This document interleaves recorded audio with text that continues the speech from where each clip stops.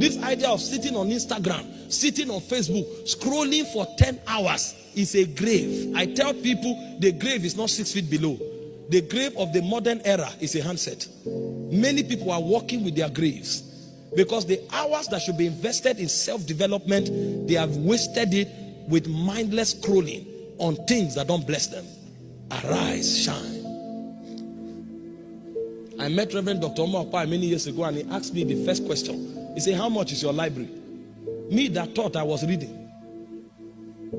He told me his library was worth 65 million.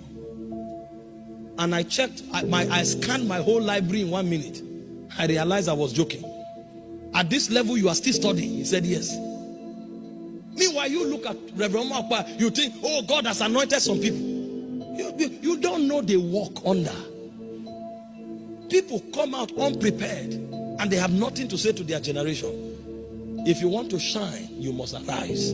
It took responsibility. There were times when we spent money. There were times when we didn't sleep. There were times when we had to study. But we beat our body to make sure we receive these things. A generation must arise.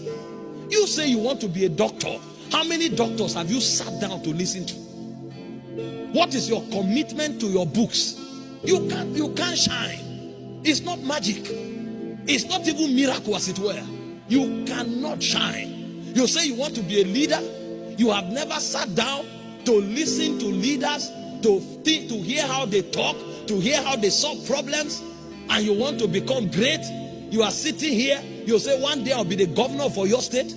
One day I'll be the governor of the president of Nigeria, unless you go through corruption.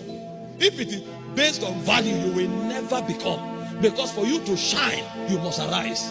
Many years ago, when I realized I had to be a public speaker, I did not just listen to A-list ministers of God. I also listened to presidents of nations. Is your life? Romans 12:11 says, be fervent in spirit, serving the Lord. If you lose service, you lose fervency.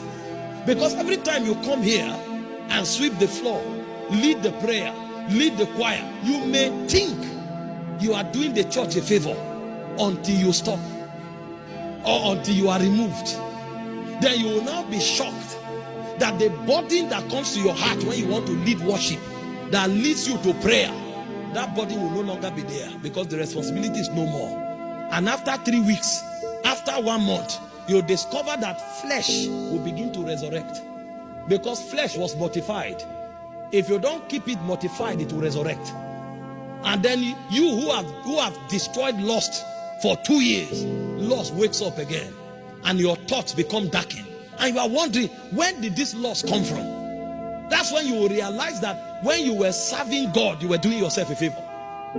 You will discover that the fear that left you 6 years ago suddenly come back, and you are wondering, how did this fear return? It returned because you died, your service stopped. Because while you were serving God, there was a burden service put on your spirit to stay hot. Because you know that if you are singing here and it's not hot, people will know. You know if you are giving a charge here and you are not hot, they will know. You know that you can't do the biddings of God if you are not on fire for God. So that service compelled you to sustain intensity. Now that there's no more service, you discover that fire begins to go down. There are those who are fanned by fasting. There are those who are fanned by worship. And there are those who are fanned by staying in the company of believers. You must find out what stirs the fire of God in you. And if you know it, build your tent there. Because it's one of the secrets of burning. There are people, if they sit down and read for 3 hours, the fire in their spirit can literally burn their clothes. There are people that if they sit with believers and hear their testimonies, they leave that place to take mountains. There are people that if they shut the door and kneel down for 3 hours and pray, when they come out, it almost looks as if smoke is coming out of their head. And you are wondering, what is this? That's the secret of fanning. The problem with believers is that some have not even known how to fan, because they don't know if they even have flame.